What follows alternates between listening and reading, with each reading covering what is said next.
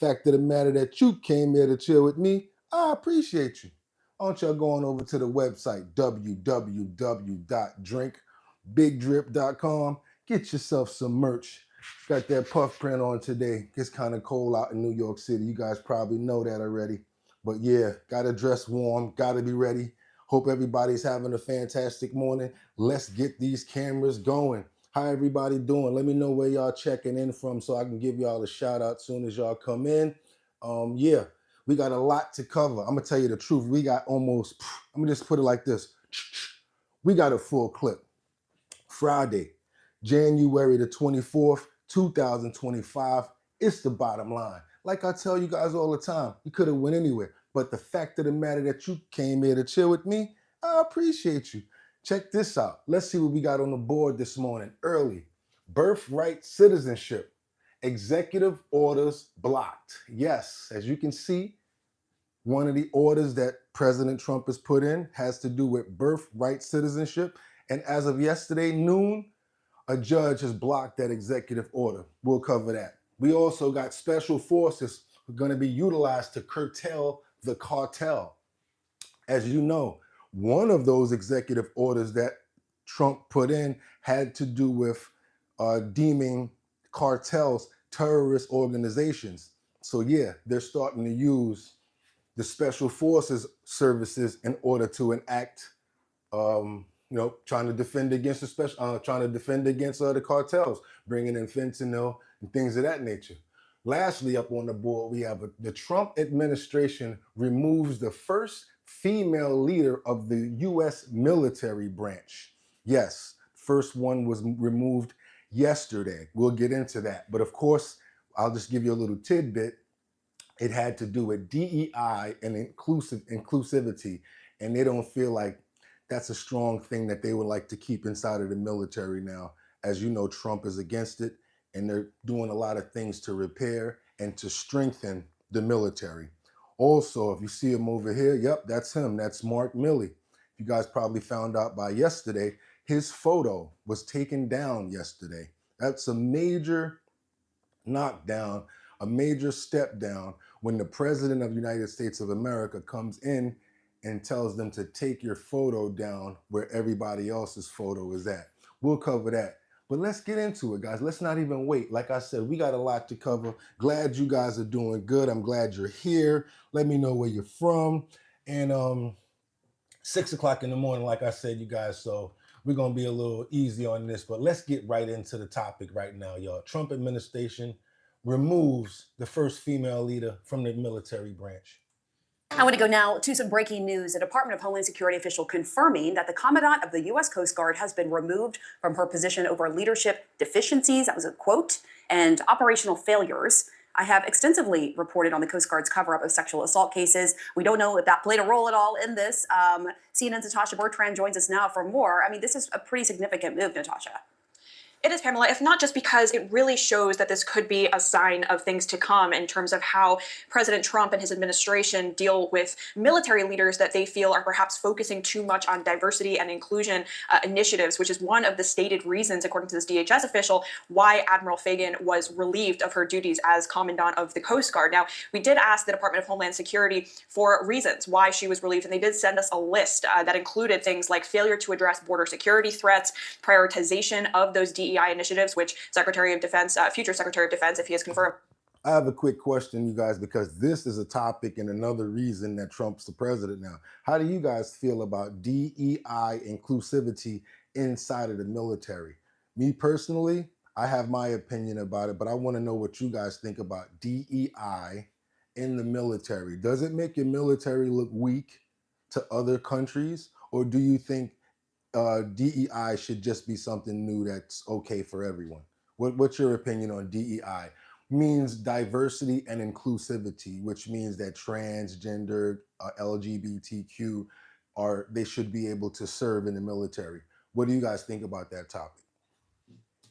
Pete Hegseth has said is going to be one of his priorities in removing from the department once he does get installed here, as well as Operation Fouled Anchor, which is that investigation into sexual assault and sexual abuses committed at the Coast Guard Academy that was covered up by the Coast Guard beginning in around 2018. Now, Admiral Fagan, she was not directly involved in that. However, she did signal to members of Congress last year when she was grilled on the sexual assault investigation that was not disclosed to Congress that she was aware of certain aspects of it. And according to the Department of Homeland Security, that is one reason why they felt like she needed to be terminated as part of her in her position there. But still, I think the broader picture here is that this is the first kind of termination of a senior military leader that we have seen that has been explicitly kind of linked to the promotion of those diversity, equity, and inclusion programs within the military. And in fact, well, as you know, the new administration that's coming in, they're already changing a lot of those laws.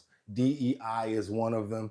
They've already put in that they're only going to be recognizing two genders, that's male and female.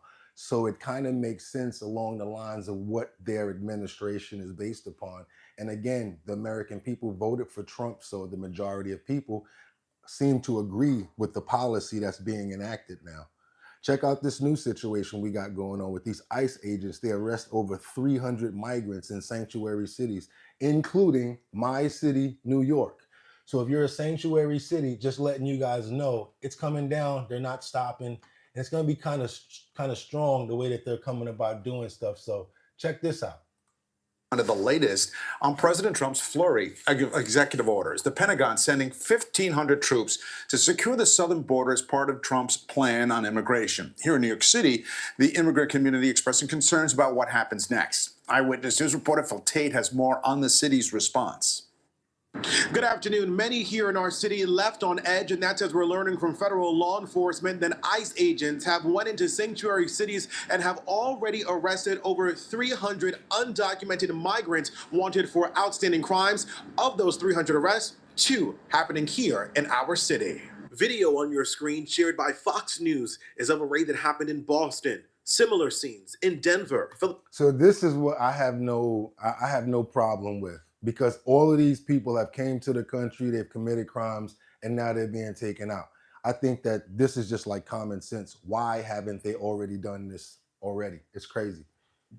Philadelphia, Atlanta, Seattle, Miami, as well as in our nation's capital. Ahead of these arrests, a Justice Department memo that threatened criminal charges against state and local officials who don't cooperate with federal immigration agents. While New York remains a sanctuary city, the DOJ announcement has left many migrants fearful. During a town hall in Corona, Queens last night, Mayor Adams addressed those concerns from community members worried about deportation and ICE arrests in city schools and churches. Right now, the city is combing through these executive orders and its impact. Mayor Adams telling Stephen A. Smith last night, let the ink dry. All of them we have to still study. People are questioning me on executive orders, and I say, damn it, the ink is not even dry. Right. Let me read it. Because he can sign an executive order, but that don't mean it's going to hold water. Right. That doesn't mean you're not going to have to deal with the government, Congress for. Yeah, just like yesterday, they pushed back. Like that doesn't mean that just because he's signing these executive orders that they're going to go through. Perfect example, Birthright did not go through. Example, they got a lot of stuff to work through. And some may come with lawsuits, some may come with challenges, but I think the spirit of what he's saying, and this, and I've been saying this over and over again, this is the greatest country on the globe. No other country has dream attached to its name but America. And today, President Trump could sign his first piece of legislation that's been cleared in Congress that would allow ICE agents to detain undocumented migrants, not just for felony crimes, but also for low-level offenses. We're in Midtown. I'm Phil Tate, Channel 7. And that's not the only thing. We got some federal unions right now that's wanting 3,300 public service jobs. Yeah, 3,300. I'm talking about he is moving. This is some of the fastest moving executive orders that I've seen. I mean, of course, when Biden came in, he overturned a lot of stuff that Trump put in. And everybody that comes in, they probably already knew what they wanted to do. And they had certain executive orders to overturn what was going on. It's going down. It's crazy right now, y'all. It's crazy. So every part of what you guys are hearing is basically what he ran on. Border, bringing in monetary for like for citizens and people, so that we're not paying so much for services, gas and stuff like that. Drill, baby, drill. All of this stuff is basically stuff that he's already been saying. So what do you guys think about this? I'm new here. Are you a Trump supporter? I'm doing the news right now, doing the news, guys. God bless you, President Trump. And it says, even you look like you're one bad decision away from being the sketchy guy at the gas station. Nah, I'm not him. I'm not him. Then like hold up gas station at dusk. Now let me get this out the way, because you guys may be new. It's cool to make jokes, cool to make stuff about the big old head, whatever you guys want to do. No problem with the jokes. Just be funnier than me. Also, if you want to troll, be worse than me, because I'm a very good troll. I also do my own modifying or whatever like that, modding. So if you act too crazy, I will take the time to get you out of here. So if you want to chill, you can. But if you want to act crazy, out of here. Too early in the morning, 6 o'clock in the morning, did a lot of work to make this happen. And I don't play no games. Now back to the topics. Like I said, we got ICE agents. No, what was this? No, federal union warns 3,300 public service jobs on the chopping block. Let's see what that's about, y'all. 3,300 jobs. Is this something to do with that, the federal people not wanting to go back to work? Could it be? Let's see. Well, a pair of federal public service unions are warning of significant job cuts coming to Immigration, Refugees, and Citizenship Canada. Thousands of jobs are on the chopping block, and just moments ago. Oh yeah, this is the one about Canada, y'all. This is another reason why I feel like Canada might as well go ahead and become another U.S. state, because Canada is just like the monetary, they're doing really bad over there. And from what I'm hearing, we basically support the entire country. They might as well go ahead and become another state like Trump said. Of significant job cuts coming to Immigration, Refugees, and Citizenship Canada. Thousands of jobs are on the chopping block. And just moments ago, the federal department confirmed the cuts. CTV's Matt Scooby is here with more on this. Matt. Well, Patricia, the Public Service Alliance of Canada and the Canada Employment and Immigration Union call the cuts a, quote, devastating blow. And in a statement just into our newsroom minutes ago, Immigration, Refugee, and Citizenship Canada confirming the job reductions, saying 3,300 positions will be eliminated over the next 3 years. The IRCC says about 80% of the cuts will impact temporary workers, but they will affect every part of the department, both here in Canada and internationally. The Treasury Board of Canada Secretariat says since 2018, the number of workers at Immigration, Refugees, and Citizenship Canada has grown from about 7,800 to over 13,000. A big part of that increase was to help deal with the higher immigration targets from the federal government. But the Canada Employment and Immigration Union president says the impact of the cuts will be significant. And it makes sense. Again, if you notice, sometimes things don't have to be explained to you to make sense. We got a new administration coming in. They're cracking down all over the borders and all these different places. Canada's losing monetary. They don't have the funding for this. So what they're doing is looking at it like, look, we're not even going to be having to process this many people anymore. Also, when they started off, I think it was only like maybe 730. Now there's over 14,000 people working there. So significant cuts, it does make sense for that to happen, especially when they're not going to be servicing as many people. Because think about it, a lot of people are going to be getting turned away. Less processing means that less administration people need it. Why don't they just say it? We've seen this movie before, this horror story. The government should absolutely not be repeating the same mistakes of the conservative government back in 2012.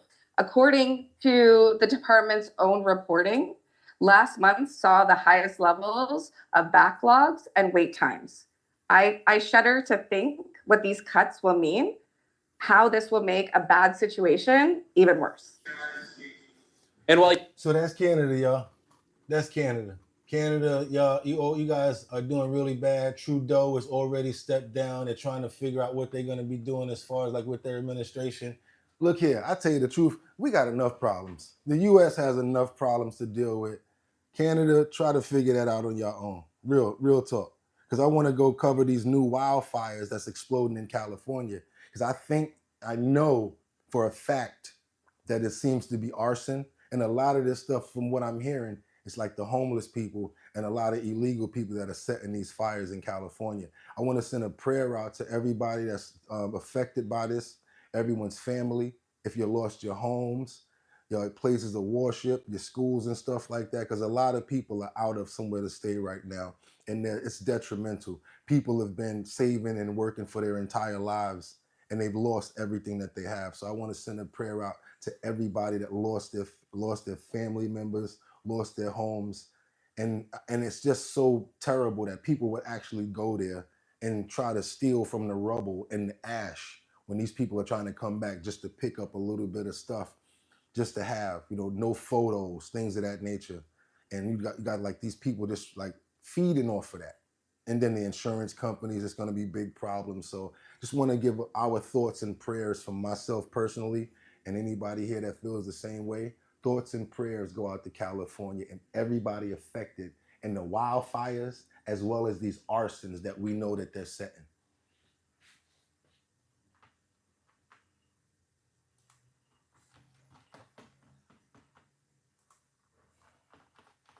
We definitely know these fires are not just, popping up, and the way that they're happening, it just seems as if they're just starting from one place, popping on, going to another place, and then like a whole part of another part of the state. It just doesn't make sense. How can they explain this? Southern California, then over here is happening. People are doing this. This is not just happening. Multiple fires erupt now in Southern California. Fire that broke out overnight. Good morning, Matt. Hey, good morning, George. I want to give you a sense of where we are. That overpass, that's the 405 freeway, one of the most traffic thoroughfares in the world. And over here, beyond the fire hoses in that black, that's where the fire burned. At the top of that ridge, that is Bel Air. And over the past 24 hours, it has felt that so many fires erupted at almost the same time. But firefighters arrived here in enormous numbers on the ground, in the air, knocking that fire down. Overnight, a new fire breaking out in Los Angeles along the 405 freeway near the Getty Center Museum, prompting evacuation warnings in parts of Bel Air, flames and embers shooting up the hillside. Our station, KABC, captured the first water drop as an army of fire trucks tackled the fire from the ground. That is more than 4,000 firefighters raced to battle the quick-moving Hughes fire just north of Los Angeles. We have the fire burning. The high rate of speed, it is crossing the road at Lake Hughes. The fire fueled by those dangerous Santa Ana winds, burning more than 9,000 acres of bone-dry brush in the town of Castaic, at one point devouring 30 acres per minute.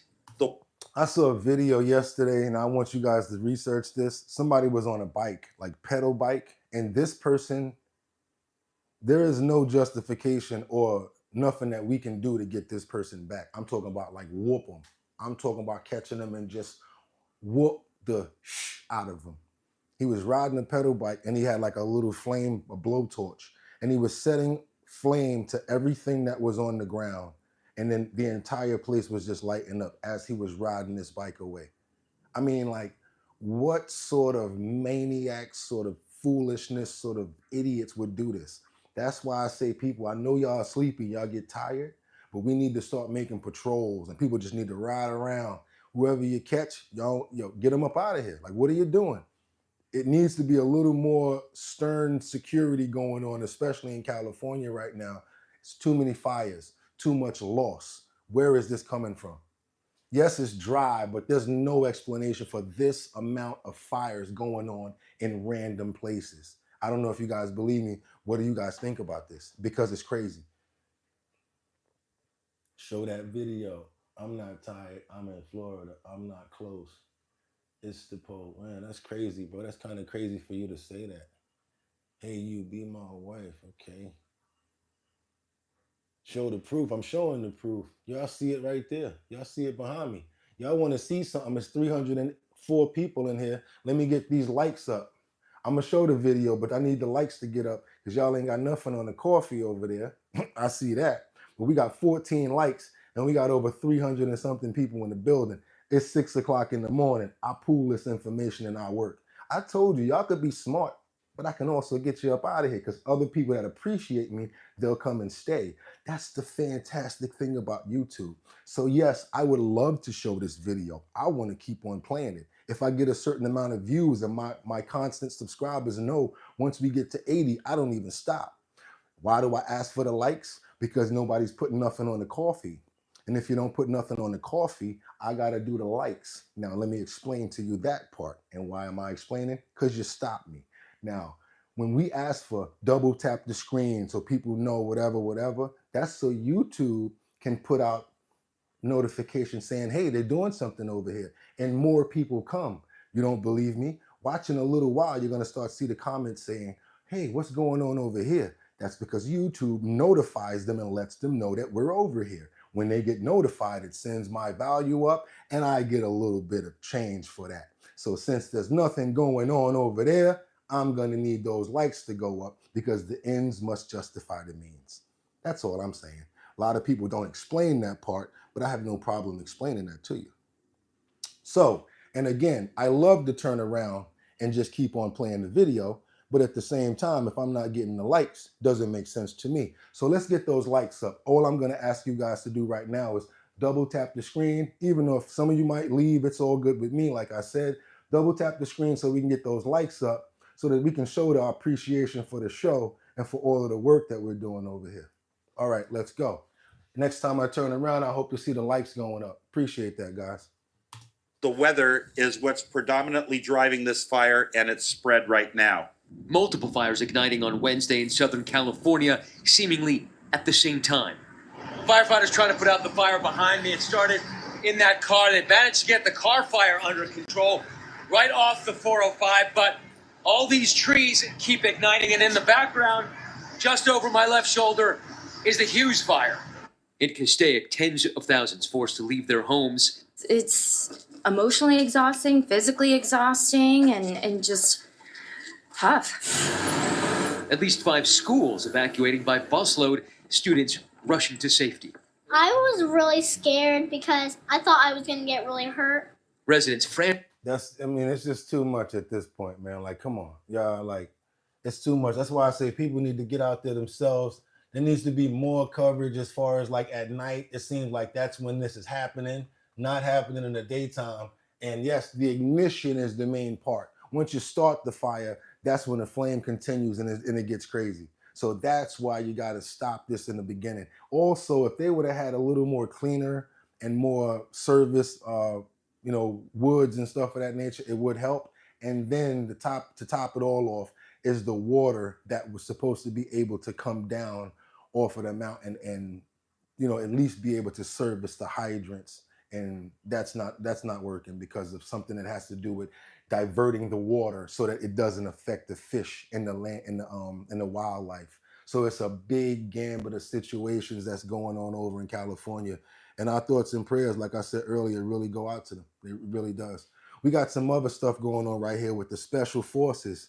That's right, the special forces, they're targeting Mexican cartels after Trump's executive order. So now that cartels have been deemed terrorist organizations, special forces and the Marines, National Guard, everybody on that level is now able to curtail them and fight against them. Where we at with these likes? See, we still got the lonely 47 likes over there. Let's double tap the screen and get it up. Let's get it up. Let's keep going, y'all. Let's go. Let's go.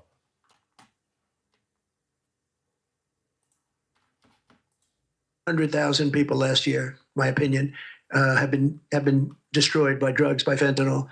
The fentanyl coming through Canada is massive. The fentanyl coming through Mexico is massive. And people are getting killed and families are being destroyed. If President Trump, and it seems to be in the process of quote unquote sealing the southern border, how much of a crimp does that put on the cartels that may make going after their drug trade easier? It makes a tremendous impact, or it is a tremendous impact on their ability to move their product, if we look at this as a business, into the United States, which is their biggest buyer. Now, again, guys, I'm going to ask you guys to double tap that because we got 47. That was 5 people since I turned around. Come on, y'all, double tap the screen. Let's get them likes up so I can play the rest of this video. And we still got more bangers to come. We early in the game. We get up at 6 o'clock in the morning to come and do what we do. Hope you guys are having a fantastic day. What we got over here? a pyromaniac. That's what Santana says. I am showing the proof, bro. It says don't just talk, show the proof, bro. I did show the proof. I hope you guys saw that content back there. 54, holy fuck. Yeah, 54. All right, little bro. Like the Mexican president said, it isn't the Mexican people using the drugs, it's the people here in the United States. So let's talk about that problem. Yep, you're right. You're right about that. Oh, hold up. You're right about that. I like what you said about that. You make sense. You made a lot of sense right there. That's why I said that. And I really appreciate this person right here. My heart goes out to the many people who lost everything. Same thing happened in Australia a few years back. But this is worse. Yeah. $2 pick. Thank you for that. Got the love on the coffee. I appreciate you for that. You guys need to be more understanding and more appreciative of life and each other. We don't come here to do negative stuff, and I don't feed off of it. If that's what you're about, you can keep on doing it, but all I'm gonna do is get you up out of here. We need a platform where people can actually come together and understand and get information. And I keep on telling you guys, you may not like the person that's delivering the information, but it's all for you to better yourself. The bottom line is you take the information and then you figure out the smartest thing that you need to do with it. We don't worry about the platforms that's telling you. We don't care about, Fox, CNN and stuff of that nature. We're smart individuals here, whether we're Democrat, Independent, or Republican. We're human beings, so that we deserve to live a certain way. So all I'm asking, like I said, jokes are fine. Once you start disrespecting, that's when I turn into the troll. And don't play like that with people in the comments neither, because we all love here. Let's keep it going. Yo. And so blocking the border, putting a wall there on the southern border means that you are causing their main delivery avenue a disruption. So that is exactly what we need to start doing, is looking at these individual ways. But I have to point this out, Leland. This is not, now because they've designated these individuals as terrorists, it's not just a law enforcement issue. It's now a national security issue. And so that puts all the assets at play, which is way different than the cartel issue in Colombia before this issue arose. You think about it just in terms of terrorism. It's about time, right? You at some point with fentanyl deaths, you're having a 9/11 every 11 days. Thanks for watching. Go to joinnn. So yeah, cartel, you guys are now in trouble because you got to worry about the special forces, Delta Force. Oh man, I wouldn't want to have any problems with them. Delta Force and Special Forces. Just him over there alone in the cut is scary, like with that Delta Force suit on, because you know they don't play. When they come to get you, they come to get you. And what Trump has done is basically took the handcuffs off of them. He's basically told them to do whatever they need to curtail this crisis that we have going on. We have too many children, too many of our loved ones that are passing because of these drugs and because of fentanyl. I'm gonna be honest with you guys. When it was just people was probably ODing, but they were staying alive. The fentanyl, there's no way to come back from that. We lost famous rappers, famous actors. We lost a lot of important people to fentanyl. Children. We've lost so many different, so many precious things that we'll never be able to get back. And that's a real serious part right there. So this fentanyl situation is 10 times worse than just the situation, because they're mixing it. And next thing you know, you don't even know what you're getting right now. You buy that thinking it's one thing, and next thing you know, you're out of there. Famous rappers, I don't want to call no names out, but some really famous rappers have died because of fentanyl and other sorts of modified drug poisonings. So we need to get on that. There's another situation where we got a state of emergency in Georgia. It continues to snow. At one point, it was almost a blizzard. I did a little research on this and I found out that it takes, for you to call something a blizzard means it has to be snowing for 3 hours or more. So I guess in Georgia, that's how long it was snowing. Because it was probably snowing for like an hour and a half, but they're not used to that. They don't have the stuff and the supplies that we have, like the snow plows and all the salt and stuff. So it's kind of crazy. It's real hard for them to deal with that. And campaign state officials held a news conference at GEMA headquarters this morning to update Georgians on winter storm threats. Sadly, somebody in our state has died from hypothermia as a result of the frigid temperatures outside. They urge residents to stay off the roads and indoors where it is safe. Let's get you out to Fox 5's Deidre Dukes, who's live at the state capitol this afternoon with the details for us. Deidre? Yeah, joining you live from downtown Atlanta, where it's been snowing for about an hour now. And this is just what state officials were concerned about when they held that news conference there at GMA headquarters this morning, and why they urged people. Were you recently injured in a car accident? Look at this check for $160,000. To try to get off the roads before 2 o'clock this afternoon, because as you're seeing, it's snowing steadily now. We've got a lot of this snow accumulating on the roads, and they were very concerned that it could lead to hazardous road conditions, so they were urging people to hunker down at home. Because this is really kind of a moving target. It's a lot different from what we were dealing with last week. Governor Brian Kemp issued a state of emergency for all 159 Georgia counties. This could be a multi-day event. It is a statewide event. State officials urging Georgians to stay off the roads as Middle and South Georgia brace for a rare winter storm. We are not typically used to seeing snowfall amounts like this in Middle and South Georgia. We could see snow anywhere in the state, but the highest amounts are forecast to be in Central Georgia and parts of South Georgia this afternoon and evening. GDOT has activated its winter weather response plan for the second time this month. The Georgia Department of Transportation started efforts Sunday morning to basically pre-treat the entire state, starting with our interstates and our critical routes. GDOT has over 400 plows ready to go when the snow starts to fall and are positioning crews to respond to impacted areas. Still, they caution it will take time to clear major roadways. The I-20 below area consists of almost 25,000 miles of roadway if we were to treat just 2 lanes.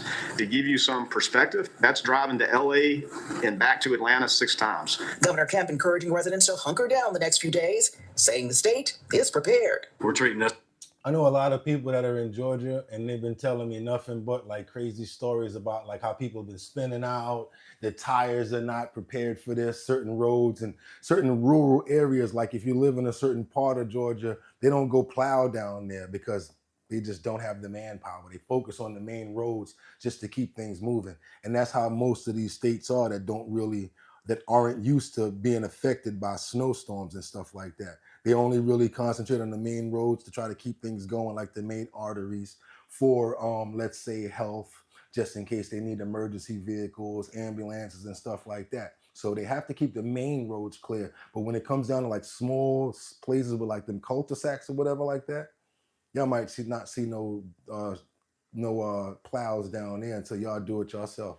Y'all know how it is in certain parts of the country, and parts of the city, country. At least the courts are trying to push back. How you all doing with the pending dumpster fire? What you mean with the pending dumpster fire? What you talking about? What you mean with the pending dumpster fire?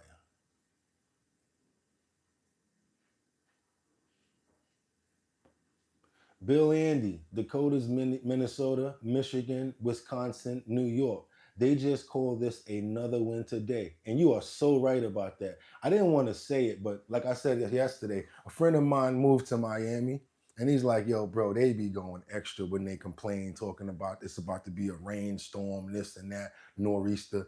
Like, man, we about to go outside and hang out, you know? But because we're used to it. And if you're older like me, this is nothing. We used to tell Timberland how their boots work. Like, stop playing with me. We used to do like 10 below, 5 below 0. And then like the snow was real back in my day. I can say that. In the 80s and the 90s, snow was real. You can make a real snowball. It doesn't set on fire. It doesn't flake up like this stuff that they have now, this powder. It actually was real flakes. You could actually let a snowflake fall on your nose or something like that and see it melt in my day. So this goes out to the youngsters that always be calling us OGs and old. This goes for us older people. I want you to understand something. We got something up on them. They didn't get to see what we saw. We should feel sad for them because everything is so fast and so quick for them. They haven't had the chance to enjoy even the regular times that we had, like going outside, getting kicked out of the house, drinking out the fire hose, being out the house all day. Boy, you come back in that door. Girl, you come back in that door one more time. You're going to stay in the house. Stuff like that. They're not built like that, so they don't understand what we're talking about. But people that understand and can get where I'm going, you understand that snow's different. This cold weather is really nothing.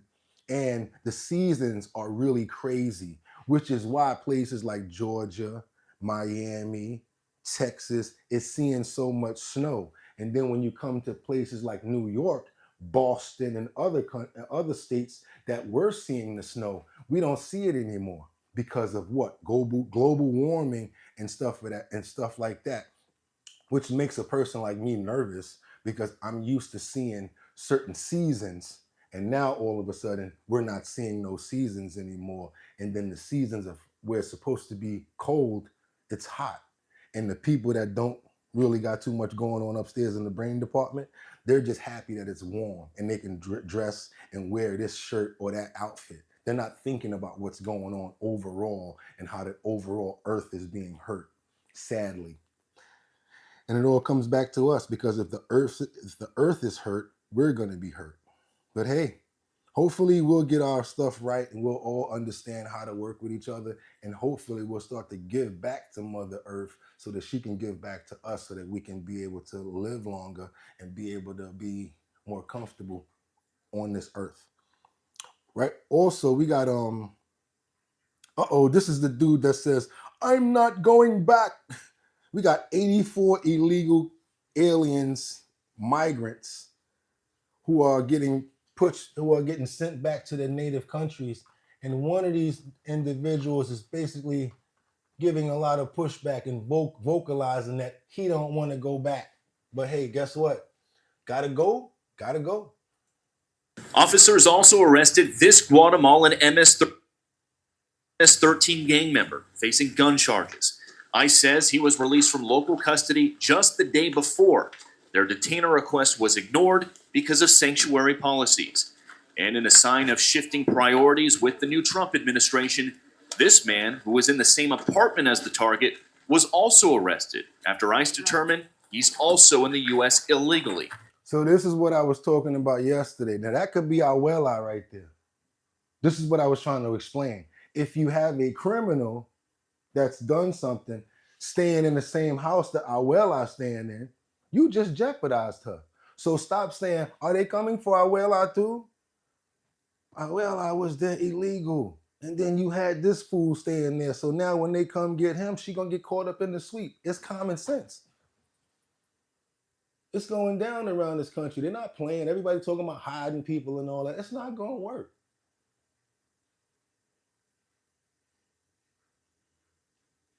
He said Abula. True. Glenn Campbell said true. So he understand what I'm saying. Glenn get what I'm saying. Whoever said that Diddy stuff, you're gone. Bye-bye. See how I do? Up in these comments now. Bam, getting rid of them. Watch this. Trying to see what you guys are saying up in these comments.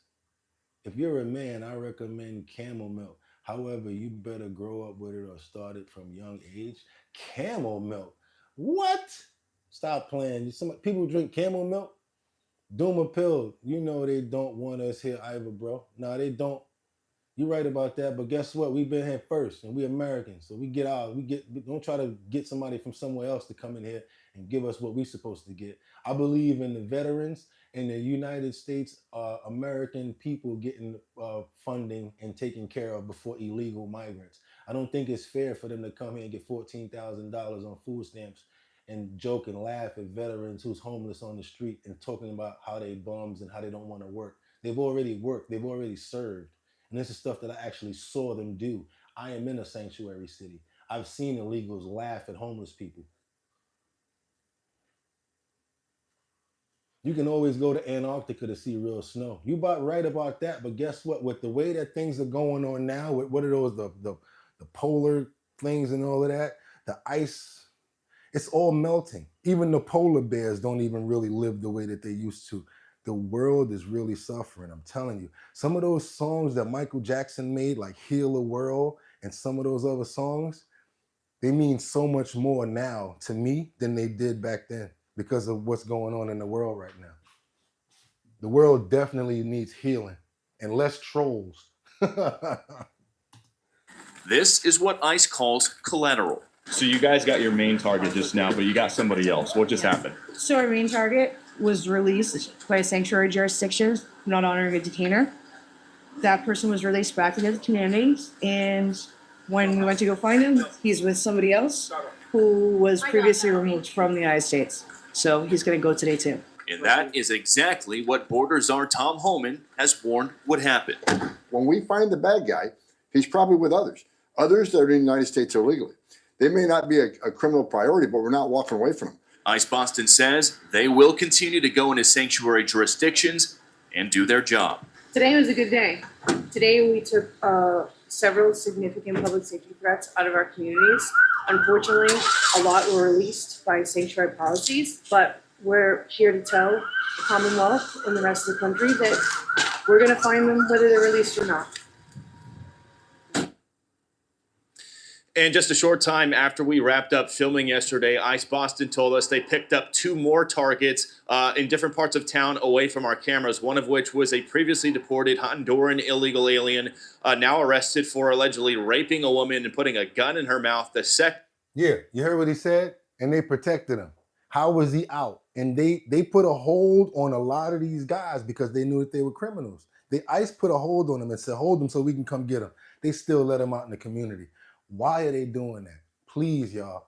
I don't care. Give me some of your opinions. Why would they let these people back out, knowing what they did in our country? And then some of them did stuff in their own country, and they found the paperwork on them and was like they red flags and basically were like, yo, let's get these people up out of here. It's crazy. Crazy. And now we get to Mr. Mark Millie. As you know, Trump and Mark Millie had a tumultuous relationship. They really didn't get along. And at this point, with all of the love that Mark was showing to the Biden administration, Trump has now done the ultimate. When you are a man, we live off of things like our last name, what we can leave behind, our legacy. Something like a photo inside the Pentagon, in the White House, in Capitol Hill is huge to your last name and to what you're about and to your family.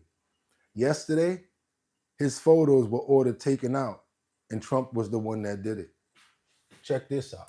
So Mark Millie's photo now, General Mark Millie portrait, has been removed from the Pentagon. What do you guys think about that? We are getting some reporting late this afternoon that folks at the Pentagon have noticed that the former chairman of the Joint Chiefs, Mark Millie, that his portrait has been taken down. Exactly, and that has been confirmed, David. This is an area of the Pentagon on the E-ring, historic. Every chairman of the Joint Chiefs of Staff's portrait hangs in that hallway. You walk down that hallway, you can see everyone. But this morning, Mark Millie's has been taken down. He has a contentious relationship with President Trump. President Trump has called him names. Mark Millie, on his retirement ceremony, said he did not take an oath to a wannabe dictator. So there has been a back and forth between those two. The Pentagon refers people who are asking why that portrait was taken down. They are referring them to the White House, but we don't know exactly who took it down or who asked that that portrait be taken down. But boy, would that send a chilling message to other general officers who might say, if I cross the president, am I out of here as well? Very interesting. Again, for the Pentagon to say, you got to ask the White House on this one. And the White House is now Donald Trump's White House. And can you see a number in this? So you know why I took it down. The Pentagon is saying, refer all questions to the White House. And the White House is like, well, you know, we're the White House. That's how it's going down, period. So yeah, kind of crazy. What you guys think? At least, what you said, at least he's still sharp at his age, unlike Biden. Oh, y'all talking about someone earlier said that Trump is almost 80 and 73 should be 73 is the age when they need to be up out of there. I thought the same thing. I mean, these people are really old. Let's be fair about it. Everybody is old. We don't know how long they're going to make it. Look at Jimmy Carter. What was he, 99 years old when he passed? It just seems like once they get a hold in these positions, nobody else can come and take them out of term. I agree on this part. I do think that there should be more youth inside of government. I also think that it should go back a little bit to the way it used to be where, I don't know if you guys know this, but when they first started government, They didn't work every day and all day as politicians. They had regular jobs, carpenters, electricians, plumbers, and then they came back and they did stuff like this as well. This kind of kept people more leveled and respective to the modern class, because they were still working to earn and still doing stuff and not doing all of the stuff that they're doing now, you know, making laws and investing in stocks. Half of them are multi-millionaires after they become politicians. We're not looking at them like our equals. We're looking at them like they're celebrities now.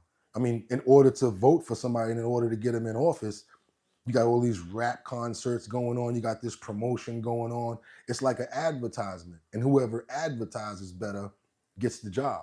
So overall, the entire situation needs to be looked into, correct? And you're right. Whoever said this, I agree with you. Not on no bipartisan stuff, but just real as a human being. I think we need to look into the age of people, but also there's something wise with age.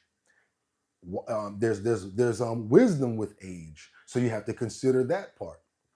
Because let's say, for instance, if you get a lot of young people, and of course they might try to do a lot of changes and conservative stuff, or I mean, not conservative in certain things, but that might not be good for the country. So it's kind of hard when it comes down to, you know, talking about age in government. But yes, that person that said that, we're talking about people that are almost 80, 90 years old. Real talk. Bruh, really said it was 99. It was President Bugatti. You need help, said he was 99. No, President Carter, when he died. President Carter died at the age of 99. So let's see what you got to say to that. I'm going to wait for you, because I see you got some jokes on that and it's kind of funny to you, but maybe you misheard me. I said that President Carter died at 99.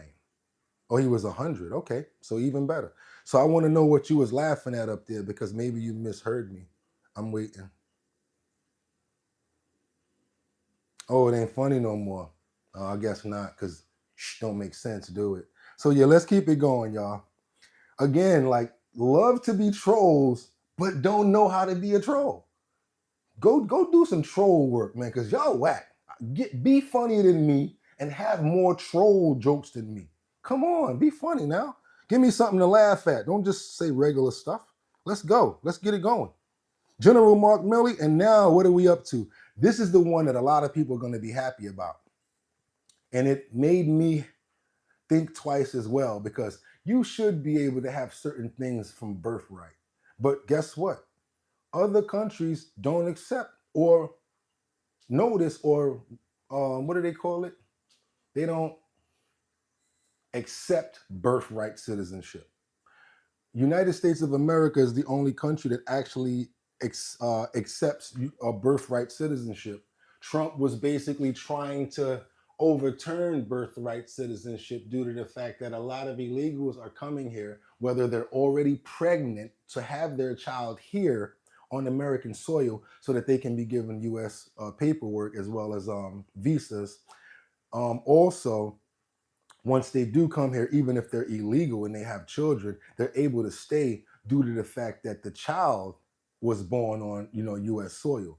He tried to overturn that, didn't work. Judge wasn't going for it. But the thing about it is, they're trying to bring it in so that it possibly can go up to the Supreme Court, and then it'll stick up there. So there's always a means to everything that they're doing. And again, it may seem like they're not doing something, but we always have to look at things for who's going to benefit out of this situation and who's going to take the loss. Don't even look at the smoke and the marketing that's in between it. Look at who's going to benefit from the overall outcome. And then you can determine who possibly set things up. I said possibly too. I ain't say who set it up, y'all. I ain't say they did it. I said possibly. Now check this out. The breaking news that we just heard, this judge is blocking the birthright citizenship executive order that came from the president in his first days of office. Jonathan, your reaction here? Well, this is along the lines of what we just discussed on the air, that this is the most vulnerable executive order of all of those issued by President Trump. The widespread expectation was this result. The Trump administration knew that. There's every indication the Trump administration invited a challenge because they want to get into the courts in order to eventually make it to the Supreme Court. The Supreme Court can, of course, change the interpretation of the 14th Amendment, although I would still say that that is unlikely. But I think that what you're really seeing playing out here is a dual legal and political strategy. Frankly, I think that the Trump administration views this as winning either way. That is, to the extent that it forces Democrats to oppose the legislation in Congress, to oppose this effort in court, it plays well with a large number of citizens who don't agree with birthright citizenship. People should realize that we're in the minority on this. Most of our close allies in Europe, most of the world, does not recognize birthright citizenship. So I think you're seeing both a legal and political strategy playing out. So this was tested in the court. Yeah, so what do you guys think about birthright citizenship? It was a long time ago. It was back in 1898. The case of Wong Kim. What do you guys think about that, about birthright citizenship? Because what they're just basically trying to say is they're using it for their own advantage. Do you guys think that birthright citizenship should be changed? Should it be modified? Or should it be left alone? Changed? Like thrown out? Just throw out birthright? Modify it to explain who's covered, or just leave it as it is? Change it by throwing it out. Modify, leave it. Change it, modify, leave it alone. Change it, modify, leave it alone. Which one? Change, modify, leave it alone. Left alone, let them stay. That's what Les said. Lost Boy says, change your screen view. Why should I change my screen view? Oh, I think, wait a minute, leave it. Don't, what are you guys doing? What are y'all talking about? What's backwards? Y'all seeing over here, this is how we always do it. If I change the screen, you're gonna be looking at a bare wall. What are y'all talking about? I'm about to kick you out, Lost Boy, because you're getting on my nerves. I'm dead gonna kick you out. Do it again, put it up there again, I'm gonna kick you out. Now you out. Bomb. Only one saying nonsense like that trying to mess me up. That's what I'm saying. The devil works overtime, y'all. Be careful. Devil work overtime. We've been doing this over 50 days. He tried to trick me and tell me to flip my screen for them can look at my wall and mess me up. Man, I mess with no demon time like that. Man, I go on for it. So now what we up to? Uh-oh. New York City. Mayor Adams. I want you guys to hear about this one. Check this out. Check this out, y'all. This is something that I really got to get into. Something that I got to get into. Check this out. Mayor Adams slams Democrats. He claims that the Biden administration told him to stay silent on the migrant topic, and he was not being a good Democrat. So this is kind of true to what Eric Adams was saying. He was saying that the Biden administration had put all of this investigations on him, all of this false narratives and indictments and everything, because he was not playing ball with the administration. And that's basically what he's about to say right now. I honestly think it's true, because he was very vocal in the beginning, asking for help, asking for monetary, kept on complaining about the buses coming in. And all of a sudden it just went on deaf ears. And to shut him up, who's to say that they didn't start doing all of this stuff against him?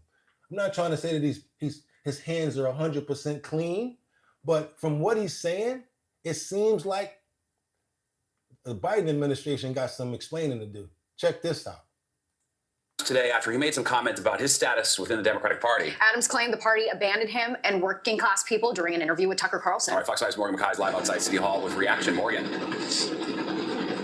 Yeah, Steve, Natasha. So when Mayor Eric Adams was running for mayor in 2021, he wrote on social media that he didn't need or want the support of Tucker Carlson, saying that Carlson is someone who perpetuates racist and anti-immigrant propaganda. But then yesterday, Adams sat down for an hour-long interview with Carlson and said that the Democratic Party abandoned the working class, and said that the Biden administration told him to be silent about the migrant crisis. Now, Adams told Carlson that former President Joe Biden told him and his aides that he wasn't being a, quote, good Democrat, as hundreds of thousands of migrants made their way to New York City. When he refused, Adams says that is when charges were handed down. Carlson only focused on the bribery charge in his interview, but Adams is facing 5 federal charges, including for allegedly soliciting illegal campaign donations. The federal investigation into Adams also started before Adams was elected mayor. Now, Adams has repeatedly insisted that he is innocent, and in the interview claimed that the Democratic Whoa. I heard something there. Wait a minute. I heard Party something there. didn't just abandon him. Soliciting illegal campaign donations. The federal investigation into Adams also started before Adams was elected mayor. Also started before Adams was elected mayor. Also started before Adams was elected mayor. Also started before Adams was elected mayor. The federal investigation into Adams also started before Adams was elected mayor. Now, Adams has repeatedly insisted that he is innocent, and in the interview claimed that the Democratic Party didn't just abandon him. I said, Mr. President, I'm not sure what they're telling you about this problem, but this is a terrible problem that's playing out on the ground. And one of his aides told me that, listen, this is like a goldstone. It'll pass. People often say, well, you don't sound like a Democrat, and, you seem to have left the party. No, the party left me, and it left working class people. Now, Adams has been careful to not criticize President Donald Trump and said yesterday that he's going to hold off criticizing Trump publicly in order to communicate any concerns with him privately. But Adams' deepening relationship with Trump and the GOP is raising eyebrows. On Friday, Adams flew to Florida on the taxpayers' dime to meet with Trump privately. Then on Monday, Adams says that he hopped in a car at 3 a.m. to drive to D.C. after being invited last minute to the inauguration. Adams has insisted that he still plans to run as a Democrat in the upcoming mayoral election. Adams is indicted. Adams can be prosecuted and possibly go to prison. Adams, like they said, which I didn't hear prior, and I'm glad I heard it again, was already being investigated. So now wouldn't it make sense for Adams to hang out with him a lot to try to get that pardon? Because if he gets indicted, it don't matter who the mayor is. It won't be him. He's gonna have them silver bracelets on, like this, in the back of the car. First, they're gonna say this, excuse me, Your Honor, watch your head. Then they're gonna get that bumpy ride, that ride of shame. So what he's trying to do is prevent this from happening. And he's calling out the entire Biden administration to champion and say, this is my reason, to hope that this guy helps him out.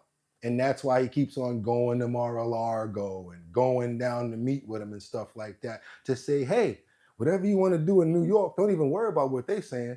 I got you. With hopes that he gives them a pardon. You better be lucky. You better be careful, because you remember what he did to Rudy. What y'all think about this topic right here, y'all? What y'all think about this part right here? Real talk. What y'all think about this? J. Fred, facts. Adams was already low-key a Republican. A Diddy party too. Yes, he was down with Diddy. He gave Diddy the key. Hakeem Glass said facts. Antonio, bro, you look like Diddy. You funny.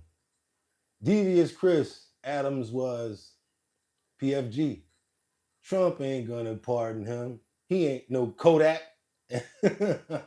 Yo, PFG, you crazy, dog, you crazy.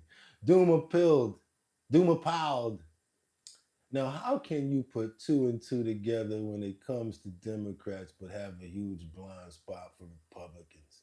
Hakeem Glass said exactly. We got a lot of good comments here. Roy, man, yup, ain't no Kodak. John Pratt, good morning. Rollins Gaming, he clearly trying to save his ad. I told you. Rollins see what I'm talking about. Rollins understands the play. And Roy Mann says he needs to pardon Dirt and YNW Milley now. Roy, I'm a rapper myself. One thing that I don't play games with is life. I don't care if you're an actor, if you're a rapper, if you're a security guard, if you're a cop. Once you take life, I have no love for you. So no, I don't think that Dirt or YNW Milley needs to be released. I think they need to have their day in court. I think they need to be made example of so people will stop pow-powing each other, because you're hurting hip hop overall. You get rich all my life spend $1 million with J. Cole, and now you want to go order hits, allegedly? No, I don't believe in that. You're supposed to be a rapper or make money to get out of the hood, to do better for yourself and your family. Why get to that area and start doing idiocy and becoming gang members and stuff like that? Doesn't make sense. So I don't think so. Somebody else might agree with you, but you can leave your comment because this is an informative platform and you have the right to say what you want to say as long as it's respectful. Now let's get over here to Doge and Elon Musk because they're targeting the penny. And this is a smart target. It costs more money to make a penny than the value of a penny. So what they're doing now, they might get rid of the penny if they don't find another way to make it, because they're trying to make it out of copper, and the copper, again, costs more money to make the penny, to imprint it, than the penny's actually worth. So this is one area where Doge may actually be effective in cost cutting, because guess what? They might even get the coin companies to come down on the price, because guess what? We're paying attention to you guys now. You've been raping us for long enough. And guess what? If you don't make the coins for us, you're gonna lose business. So this might be a good thing, y'all. What y'all think? Department of Government Efficiency, or Doge, is setting its sights on the U.S. penny. Lydia, who is here with me now. So we going to end production of the penny, Lydia? You know what, Brian? Doge is certainly reigniting this debate around the penny because I'm going to call this an open secret that's been circulating in Washington for decades, that it costs more to make a penny than it's actually worth. So help me out here. I have this jar full of pennies. You can see it right here. How many pennies do you think are in this jar? Do you want to take a guess? Well, I think there's 300 in there. I'll take 301. You're both wrong. It's actually 500 pennies. No kidding. So check my math, but that's $5 worth of pennies. That is. But the cost to make this jar, by today's standards, more than $18. Because the cost of a penny today to make it is about 3.5 cents. Why is that? It's because the cost of zinc, which is a primary component of the penny, has just escalated so much. So last year, Doge is pointing out that we spent $119 million on pennies, but we created only roughly $32 million of value circulating into the economy. So you might ask yourself, why are we still making all of these pennies? The answer is because some of our transactions in our economy are still based in cash. Think about all the small businesses that are still cashing out for that pack of gum that you want. They need a penny to give you change. But now maybe you're like me and you just say, you know what, Madison, you keep that change. I don't need that change like jingling around in my pocket. That's what Canada is recognizing. Canada years ago actually eliminated the penny and they made all their transactions actually round up to the nearest nickel so they could just create some efficiency there. There's some controversy about that. Some people say you're actually just costing the consumer more money. Not only that, but don't listen to Canada because like I told you earlier, Canada's in a recession. We take care of Canada. Again, information, words make sense. Pay attention to words. So what if they took away the penny and they only at the nickel now? Their money's worth less than that. Don't take advice and information from people that's not doing good or that don't know what they talking about. They can't get themselves out of a situation. Doing that, we actually need our penny. So Doge is starting this conversation around what do we do with the penny? And the really interesting part is that Congress could actually make a decision about what to do with the penny, but the Treasury Secretary could also make a decision here. So that's a good question for Scott Bassett. I don't know about that rounding up thing. That sounds kind of like a bad deal. I'm a guy that takes my pennies back. Sorry, that makes me cheap. I bet Stewart does too, though. Well, it's a really good point because the cost to make a nickel too is actually higher than 5 cents. It costs about 14 cents. Exactly. And my grandfather, let me tell you, he used to have jars of pennies and dimes and nickels and all of that stuff in his crib. I don't know about y'all from the new age era, whatever like that, but I like coins. I save them. So all of that eliminating coins and stuff, I think that's not good. Also, don't be so cool on that digital currency thing. Oh, eliminating cash, it kind of breaks your understanding of your money. You need to feel it. Because when you're giving it away like this, you realize it and you see the denominations going down. When you're doing it on a card, you just tap and tap until it's gone. You don't even get to see your money. I'm a big believer in cash. I'm a big believer in cash. Cash rules everything around me. Cream get the money. Dollar bill, y'all.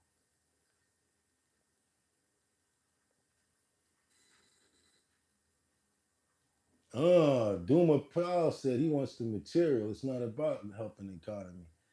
What else you got here? You got $1 billion mutt. That's why they're sending all their plans to Earth to help the LA fires because they have absolutely no money, huh? Who you talking about though, $1 billion? Pat Doche. being in time, whatever, being okay, revolution, trumpet. Chad C, let's go to Mars. Sounds like a couple pennies. Our government is not morally corrupt at all. I think they should stop making the penny. That's what Hank says. Hank said they need to stop making the penny. Why you mad, TV? Those need to shut down the ATF. Biggest waste of tax dollars. Reason being, all three things are legal to buy. Ooh. Yo, I never thought about that. Alcohol, tobacco, and firearms. Why don't... Yo, you got a point. You got a real point there. I got to be honest with you. On a sensitive note, I want to tell you guys about, I don't know if you know about the postal worker that was stabbed in Harlem a few weeks ago. There's been an arraignment in court downtown with the he-she that did it. For some reason, they keep on calling this person either them or they, and they keep on referring to him. I'm going to say it here. What are you going to do, sue me?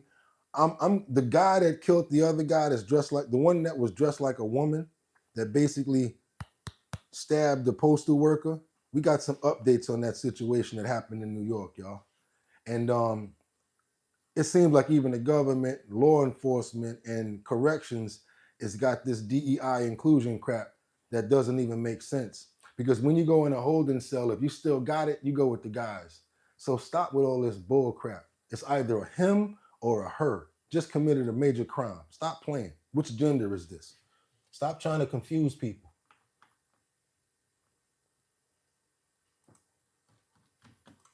"24-year-old Jaya Cruz walked into a Manhattan criminal courtroom." Jaya Cruz. This is a man. This is a man, a M-A-N, a man. Jaya Cruz. 24-year-old Jaya Cruz walked into a Manhattan criminal courtroom Thursday, handcuffed, their feet shackled, accused of fatal... He said their feet shackled. Who is they?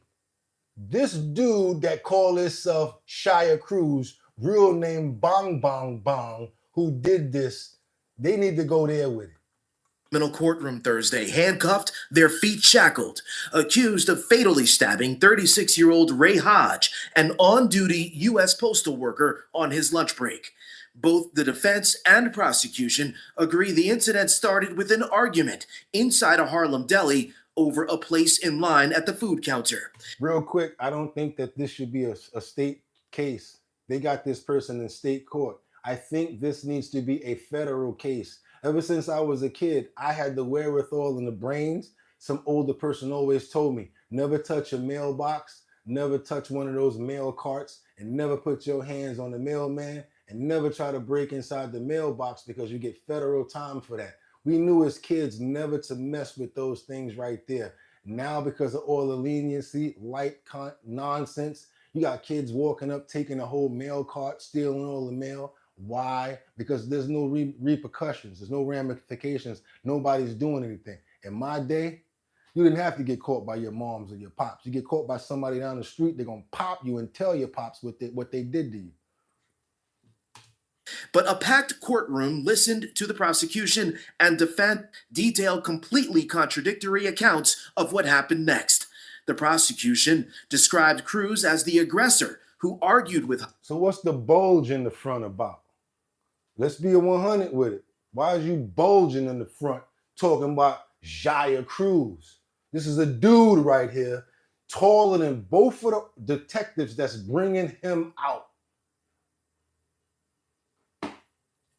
Hodge and, quote, used racial slurs against him before taking out a knife and stabbing Hodge multiple times in the chest and neck, adding Cruz later admitted in a videotaped statement to, quote, stabbing him with a knife she carried for protection. Stabbing him with that he carried. I don't know what he carried it for. Probably to do stuff like this when somebody don't call them what they want to be called. Cruz's defense attorney responded with a completely different characterization of the yet-to-be publicly released surveillance video, alleging that Cruz was backed up against a fridge inside the deli and used the knife to defend herself against Hodge, the alleged... To defend himself against Hodge. What are you talking about? Inside the deli and used the knife to defend herself against Hodge, the alleged aggressor. Quote, he started this. And then after he berates her, he removes his jacket, rolls up his sleeves, and says, let's fight. Adding, Hodge then allegedly used a pair of homophobic slurs. Quote, he calls her a T-word and an F-word. After the hearing, Cruz's supporters spilled out of the courtroom. We love Jaya. And did not stick around to speak with reporters. But we did hear from Ray Hodge's family. People shouldn't be violent towards each other regardless. The altercation happened over an argument, and it led to Cruz reaching for a weapon, which wasn't called for. Now either one of them can't go home. What did you think? So now I'm not understanding. Think about the two accounts that you heard from the prosecution. Now either one of them can't go home. What did you think about the two accounts that you heard from the prosecution and the defense? Because they were night and day different. I mean, I guess he's doing his job to paint a picture, but eventually you'll see the video and be able to make your own determination. But the bottom line is, my nephew's dead. This court appearance ended with Cruz being kept in custody. The next development in the case, motions due from the defense on March 5th. Be careful. We're in a sanctuary city. People have KILL police officers, and they let them out with their own recognizances. As you can see, they're letting out illegal immigrants that have RAPE people. So we never know what's going to turn out in any one of these cases. Real sensitive topics that happened today, you guys. I'm glad that you were able to stay here with me. Hope that you enjoyed the show. And like I always tell you, you could have went anywhere. But the fact of the matter that you came here to chill with me, I appreciate you. Why don't you go on over to the website, www.drinkbigdrip.com. That's 2 G's and 2 P's. Get yourself some merch. Also, if you like what you heard today, make sure that you subscribe to the channel. Hit the notification bell so that you can know that we are rocking and shocking every day, 6 o'clock in the morning. Also, go ahead and hit the like button. Thank you guys. Hopefully you're having a fantastic day. Have a safe one. Whatever state that you in, whatever borough you in, take care of yourself. And like I always tell you, you could have went anywhere. But the fact of the matter that you came here to chill with me, I appreciate you. Get 'em! 1.